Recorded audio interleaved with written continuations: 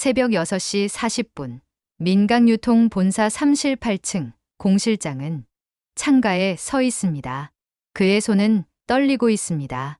주머니 속 작은 USB 하나 때문입니다. 그 USB 안에는 7년 전 감춰진 진실이 들어 있습니다. 백설이의 오빠 백성훈. 그는 왜 돌아오지 못했을까요? 민강유통 물류센터 화재. 단순한 사고였을까요? 아니면 공실장의 휴대폰이 울립니다. 발신자 김선재 변호사. 전화를 받는 순간 그의 인생은 돌이킬 수 없는 강을 건너게 됩니다. 공실장은 새벽 6시 40분 민강유통 본사 3층 창가에 서 있었습니다. 11월의 건물 외벽은 얼음처럼 차가웠고 출근하는 직원들의 발걸음은 평소와 다르지 않았습니다. 하지만 공실장의 눈에는 모든 것이 달라 보였습니다. 마치 7년 전 그 화재의 매캐한 연기가 다시 건물 위로 피어오르고 있는 듯했습니다. 그의 손은 계속 떨렸습니다. 주머니 속에 든 USB 마치 뜨거운 석탄처럼 느껴졌습니다. 그때 휴대폰이 길게 울렸습니다. 발신자 김선재 변호사. 공실장은 잠시 눈을 감았습니다. 심호흡을 깊게 하고 떨리는 손으로 통화 버튼을 눌렀습니다. 네, 김 변호사님. 공실장의 목소리는 갈라져 있었습니다. 밤새 한숨도 자지 못했기 때문입니다. 김선재의 목소리는 차갑고 단단했습니다. 마치 법정에서 피고인을 신문하는 것처럼요. 어제 말씀드린 거요. 정리 다 하셨습니까? 공실장의 목 안쪽이 바짝 말랐습니다. 입술이 달라붙어 말이 나오지 않았습니다.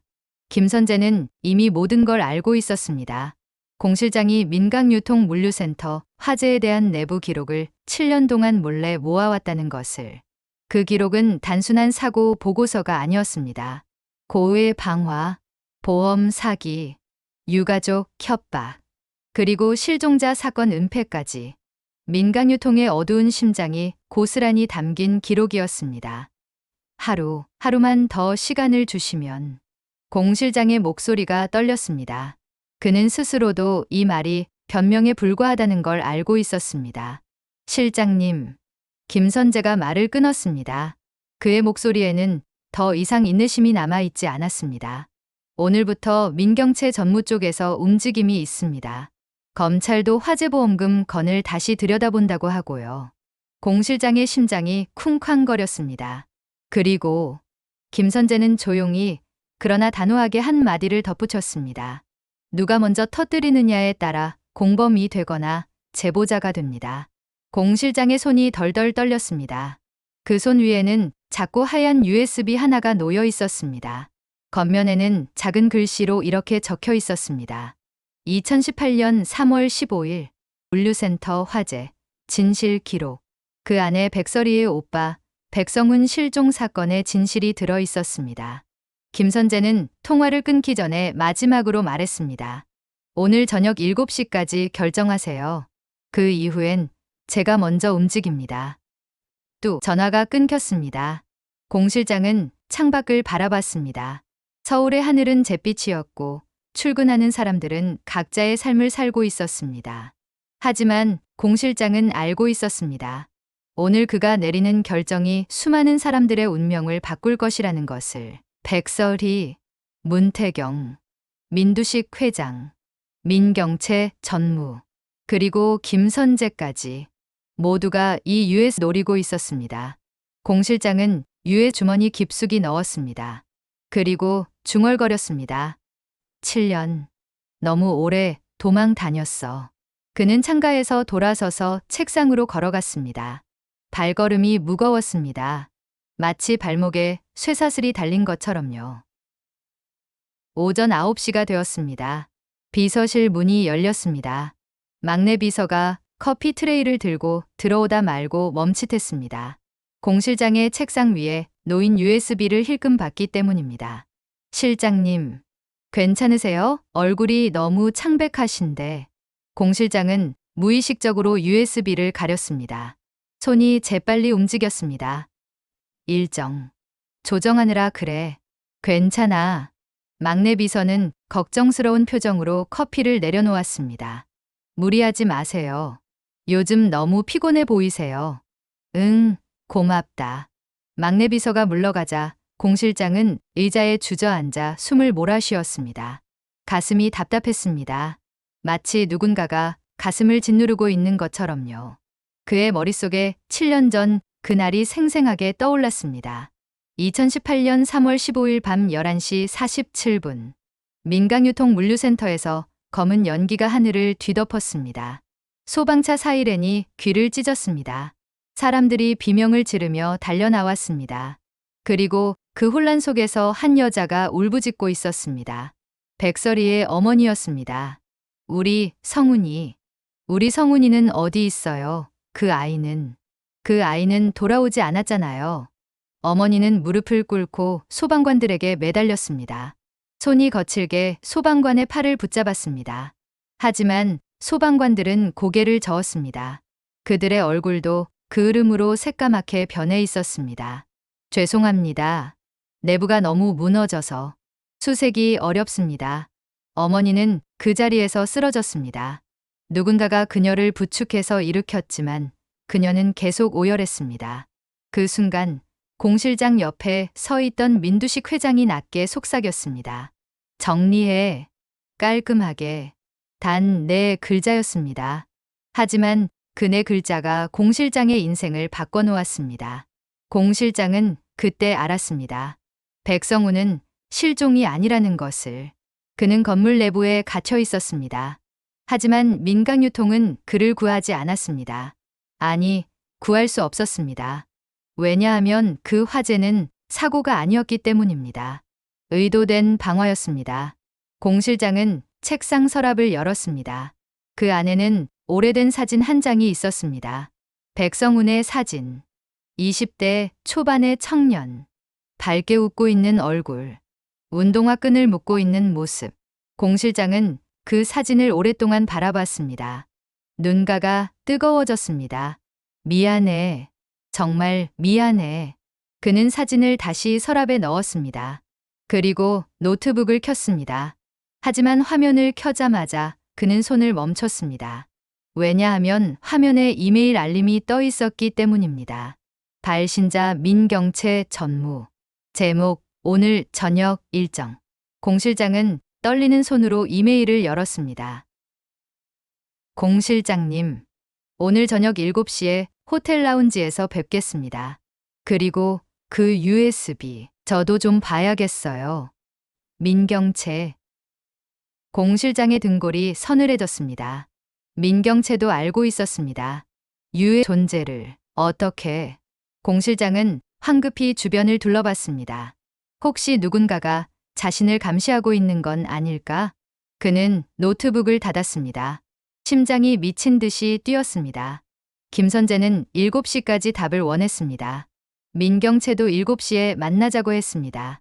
그들은 모두 USB를 원했습니다. 그리고 그 USB는 공 실장의 주머니 속에 있었습니다. 공 실장은 화장실로 달려갔습니다. 거울 앞에 섰습니다. 거울 속 그의 얼굴은 창백했습니다. 눈 밑에는 검은 다크서클이 깊게 패여 있었습니다. 이대로 계속 숨길 건가? 공 실장은 자신에게 물었습니다. 하지만 답은 이미 정해져 있었습니다. 아니요. 더 이상 숨길 수 없었습니다. 더 이상 도망칠 곳도 없었습니다. 공 실장은 세면대에 물을 틀었습니다. 차가운 물로 얼굴을 씻었습니다. 물방울이 턱을 타고 떨어졌습니다. 그는 거울을 다시 바라봤습니다. 그리고 중얼거렸습니다. 오늘 끝내자.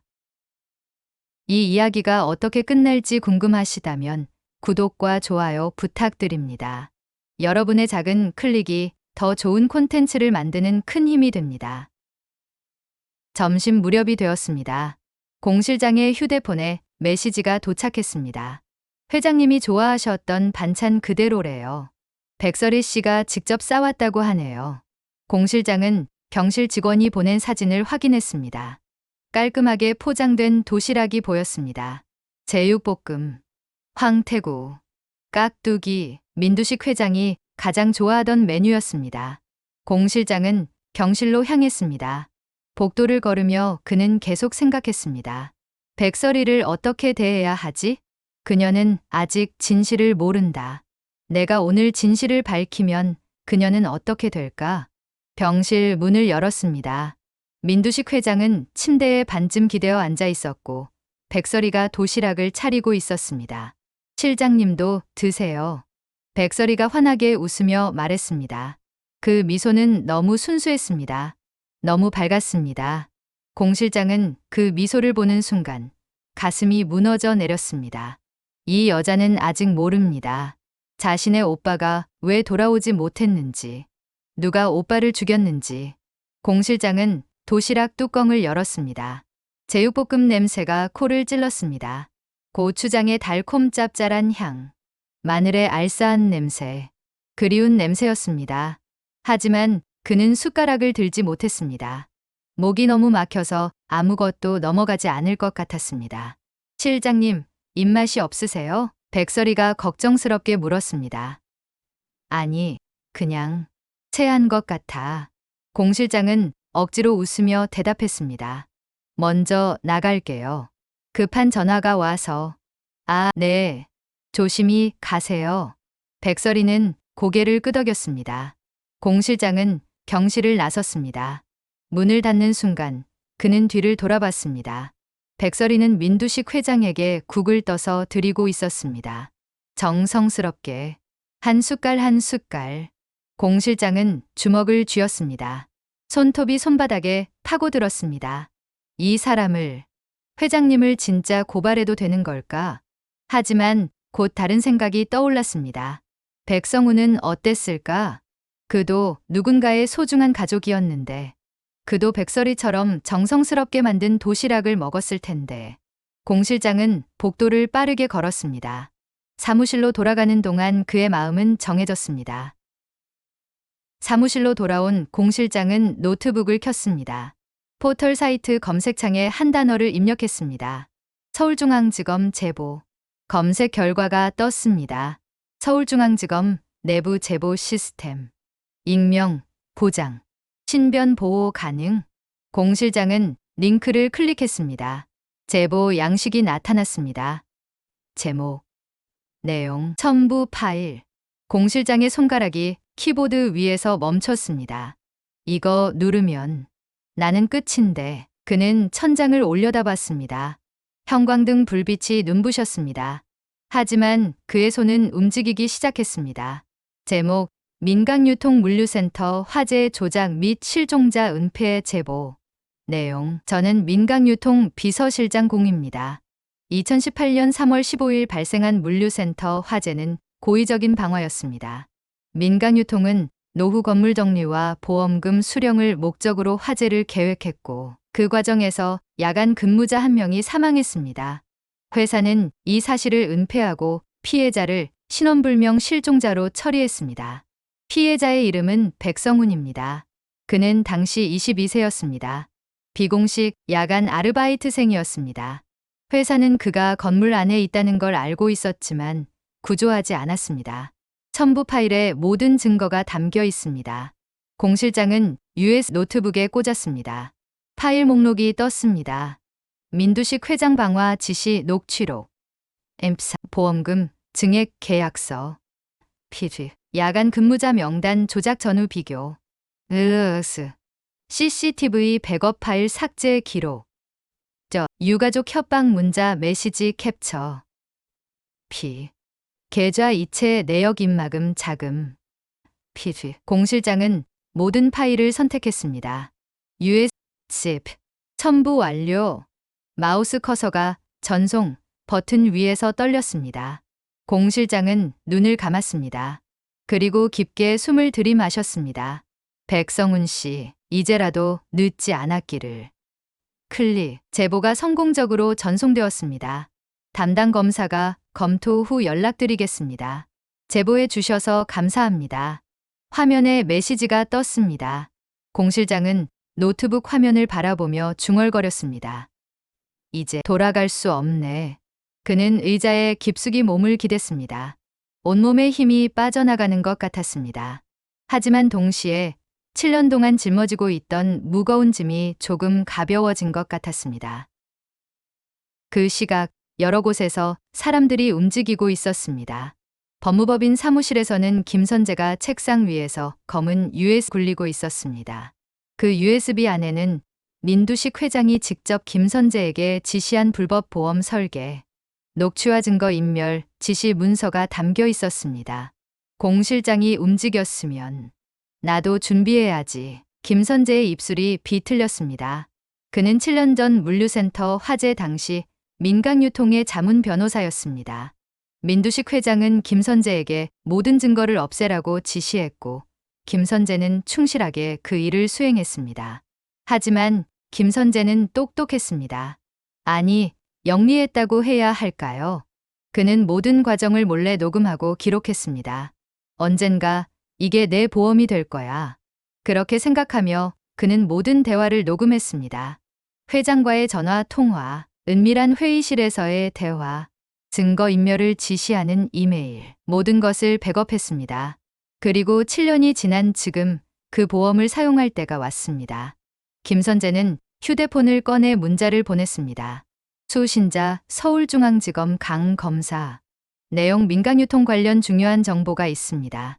오늘 저녁 면담 가능하신가요? 답장이 곧바로 왔습니다. 오후 6시 가능합니다. 제 사무실로 오시죠. 김선재는 미소 지었습니다. 차갑고 계산된 미소였습니다. 공 실장님, 당신만 용감한 건 아니에요. 나도 살아남아야 하니까요. 그는 USB를 서류 가방에 넣었습니다. 같은 시각, 호텔 라운지에서는 민경채가 와인을 마시고 있었습니다. VIP룸이었습니다. 조용하고 은밀한 공간. 테이블 위에는 태블릿이 놓여 있었고 화면에는 공 실장의 동선이 실시간으로 표시되고 있었습니다. 현재 위치 민강유통 본사 3층 비서실. 최근 활동 노트북 사용 5분. 웹사이트 접속 서울중앙지검. 민경채는 피식 웃었습니다. 공 실장, 당신도 결국 배신하는구나. 민경채는 이미 알고 있었습니다. 공 실장이 7년 동안 증거를 모아왔다는 것을, 그리고 오늘 그가 검찰에 제보했다는 것도. 하지만 넌 한 가지 실수를 했어. 민경채는 태블릿을 확대했습니다. 화면에는 공 실장의 컴퓨터 화면이 그대로 보였습니다. 민경채는 3개월 전 공 실장의 노트북에 몰래 스파이웨어를 설치해뒀던 것입니다. IT팀을 통해서 공 실장 몰래 내가 검찰에 보낸 파일. 나도 다 봤어. 그리고 이미 대응책을 준비했지. 민경채는 휴대폰을 꺼내 전화를 걸었습니다. 여보세요? 검찰 쪽 로비 담당자 연결해줘. 긴급이야. 오늘 안에 처리해야 해. 그녀의 목소리는 차분했습니다. 하지만 그 차분함 속에는 냉혹함이 숨어 있었습니다. 아, 그리고 공 실장 뒷조사 자료 준비해둬. 횡령, 배임, 뭐든 좋아. 그 사람 신뢰도 떨어뜨릴 수 있는 거. 민경채는 전화를 끊고 와인을 한 모금 마셨습니다. 싸움은 이제부터야, 공 실장. 또 다른 곳에서는 스텔라장이 오래된 아파트 문을 밀고 들어서고 있었습니다. 낡은 빌라 3층. 페인트가 벗겨진 문. 녹슨 문고리. 그곳은 백성운의 마지막 주소지였습니다. 스텔라장 옆에는 비서 주연아가 서 있었습니다. 연아는 가방을 꽉 움켜쥐고 있었습니다. 대표님, 여기서 뭘 찾으시려고요? 스텔라장은 대답하지 않았습니다. 그녀는 방 안을 천천히 둘러봤습니다. 먼지가 쌓인 책상, 바래진 커튼, 오래된 사진들이 벽에 붙어 있었습니다. 백성운과 백설이가 함께 찍은 사진들, 어렸을 때 사진, 학창 시절 사진, 백설이 가게 앞에서 찍은 사진. 스텔라장은 그 사진들을 하나하나 바라봤습니다. 그리고 중얼거렸습니다. 이렇게 행복했던 남매가. 그녀는 침대 밑을 들여다봤습니다. 거기에 낡은 상자 하나가 숨겨져 있었습니다.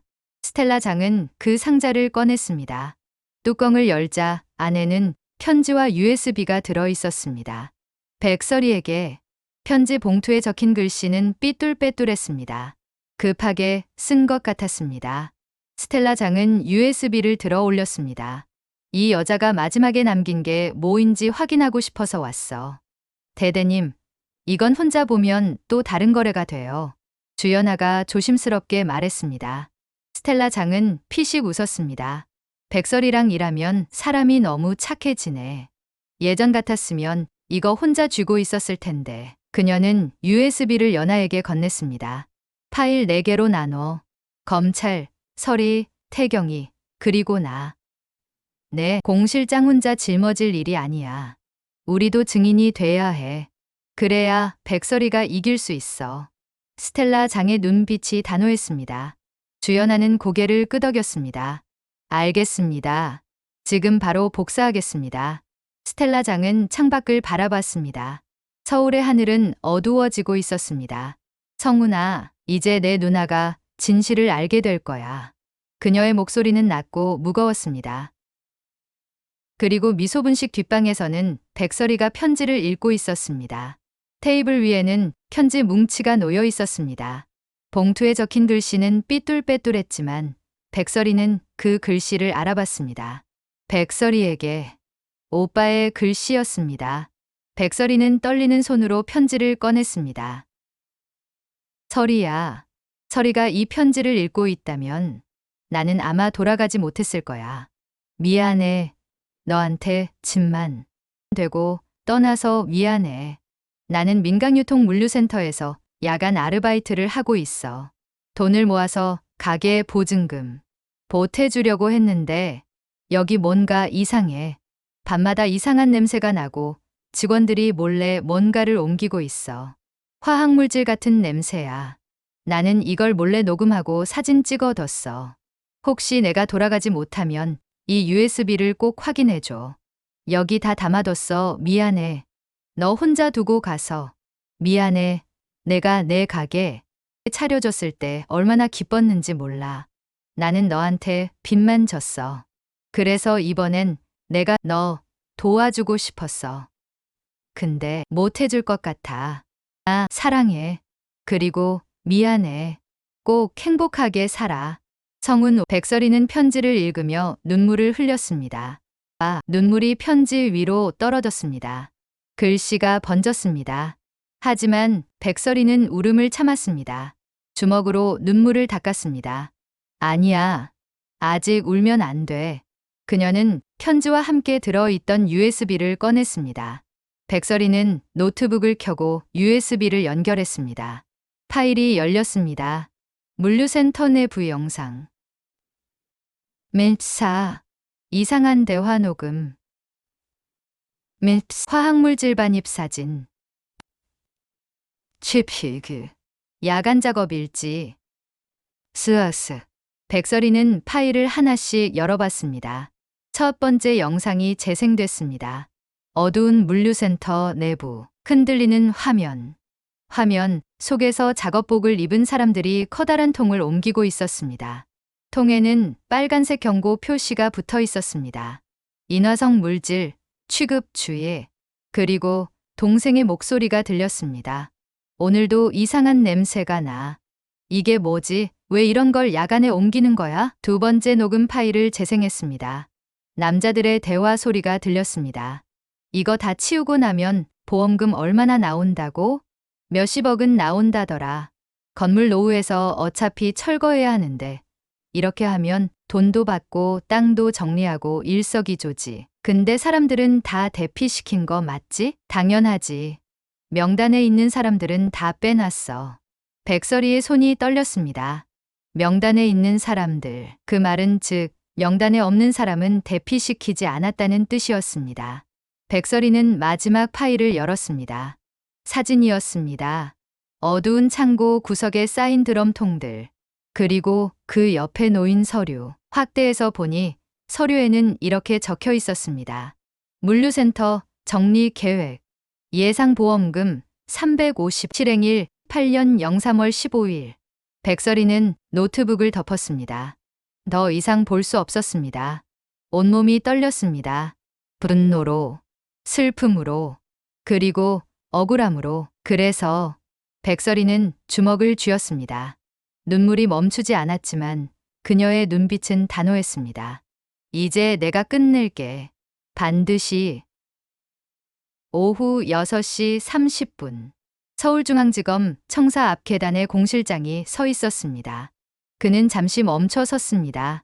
계단을 올라가려다 말고, 그리고 계단 아래에서 세 사람이 올라오고 있었습니다. 백설이, 문태경, 주연아. 백설이가 공실장을 발견했습니다. 그녀는 걸음을 멈췄습니다. 두 사람은 서로를 바라봤습니다. 10m 정도 떨어진 거리. 백설이가 먼저 입을 열었습니다.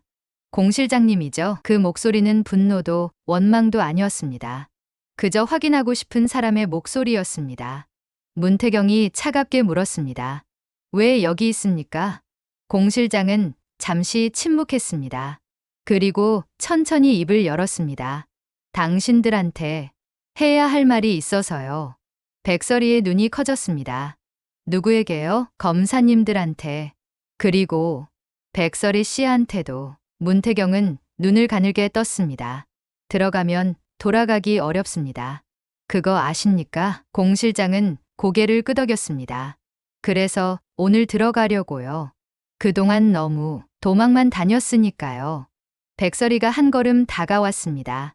그녀의 얼굴에는 눈물 자국이 남아 있었습니다. 공 실장님, 우리 오빠를 아세요? 공 실장의 눈에 눈물이 고였습니다. 네, 압니다. 백성훈 씨를. 잘 압니다. 백설이의 손이 떨렸습니다. 목소리도 떨렸습니다. 우리 오빠가 어떻게 된 건가요? 공 실장은 고개를 숙였습니다. 더 이상 그녀의 눈을 볼 수 없었습니다. 죄송합니다. 제가 막을 수 있었는데 막지 못했습니다. 문태경이 공 실장의 어깨를 붙잡았습니다. 지금 뭘 하려는 겁니까? 정확히 말씀하세요. 진술하러 갑니다. 7년 전 일을 전부 밝히러요. 공 실장은 주머니에서 또 다른 USB를 꺼냈습니다. 이건 백설이 씨 오빠가 남긴 기록입니다. 스텔라 장 대표님이 찾아서 복사해 주셨어요. 백설이가 USB 받았습니다. 그녀의 손은 심하게 떨리고 있었습니다. 감사합니다. 공 실장은 고개를 저었습니다. 감사는요. 저는 용서받을 자격이 없습니다. 저는 7년 동안 진실을 알고도 입을 다물었어요. 왜요? 왜 말씀하지 않으셨어요? 백설이의 목소리가 높아졌습니다. 두려웠습니다. 공 실장이 대답했습니다. 제 자리가, 제 생활이 두려웠습니다. 회장님이 무서웠고 회사가 무서웠어요.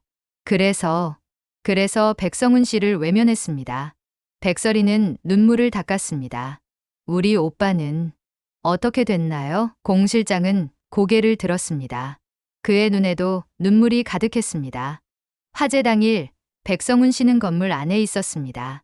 하지만 회사는 그를 구하지 않았어요. 아니, 구할 생각조차 하지 않았습니다. 왜요? 그는 명단에 없었으니까요. 비공식 아르바이트생이었으니까요. 회사 입장에서는 존재하지 않는 사람이었습니다. 백설이는 비틀거렸습니다. 문태경이 그녀를 부축했습니다.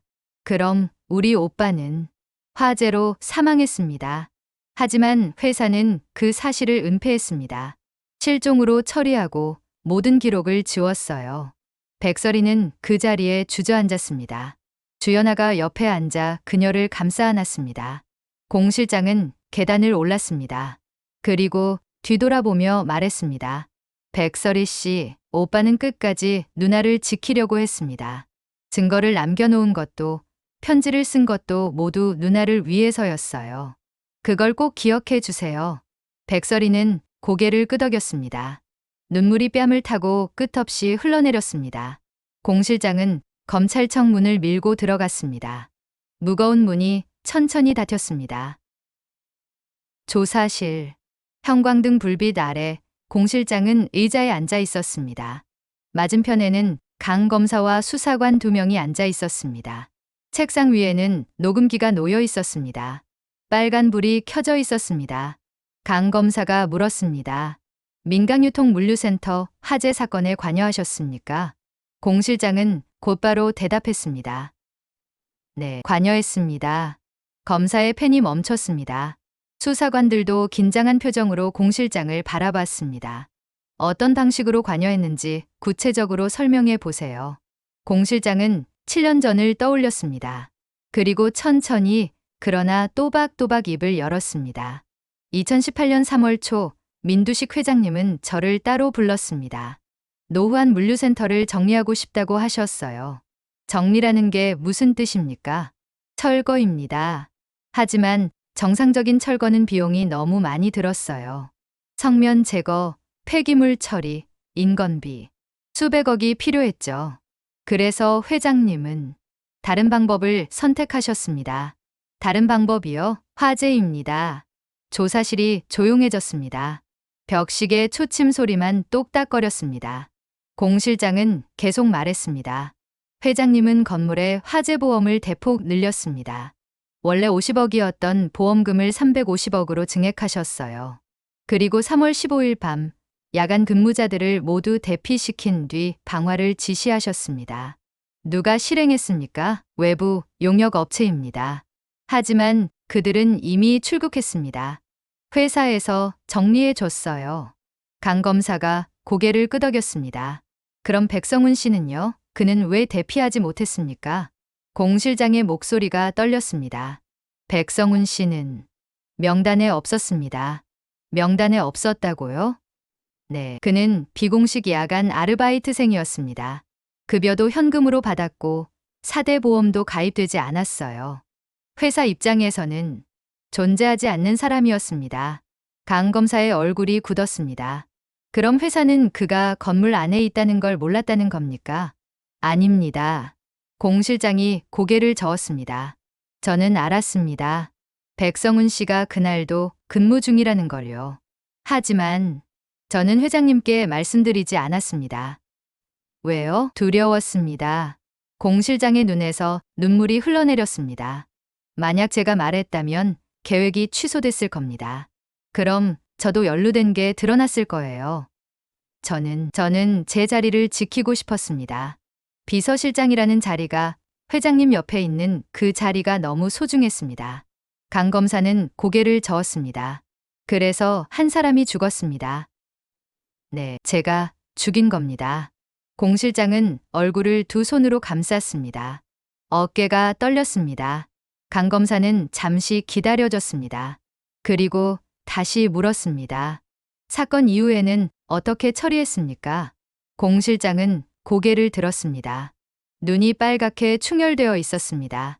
모든 증거를 없앴습니다. CCTV 백업 파일을 삭제하고 야간 근무 명단을 조작했습니다. 백성훈 씨의 이름은 모든 기록에서 지워졌어요. 유가족에게는요, 소액의 위로금을 전달했습니다. 그리고 침묵을 요구했습니다. 협박했다는 뜻입니까? 만약 언론에 알리면 유가족도 불이익을 받을 거라고 경고했습니다.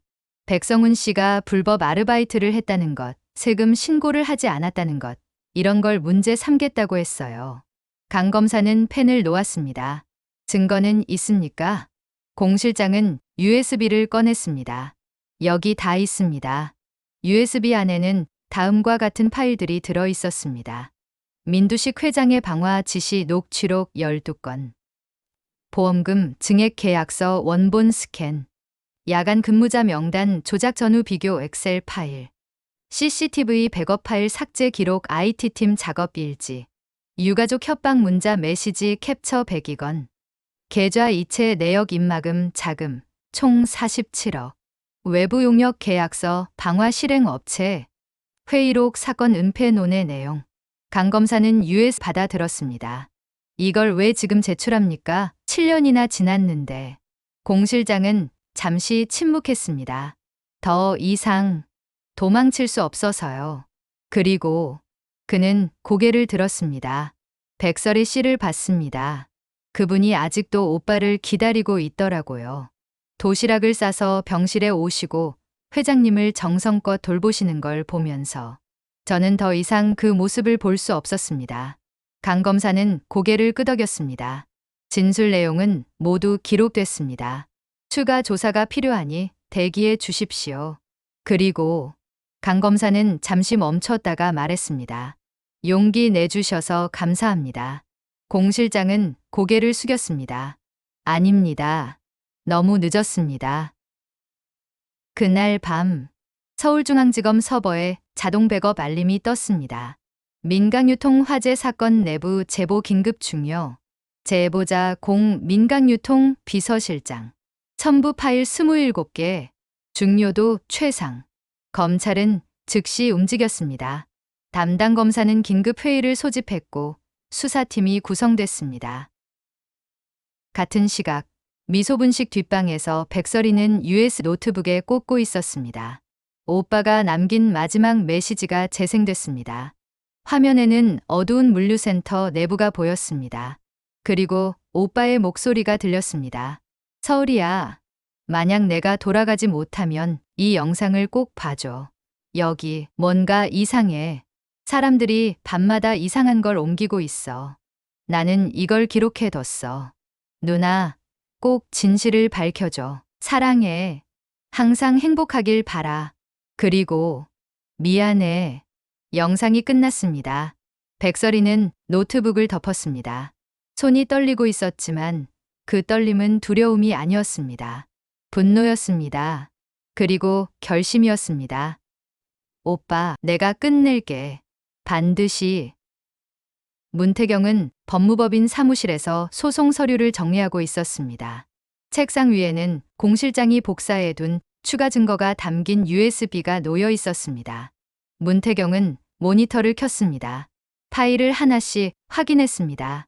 회의록, 녹취록, 계약서, 이체 내역.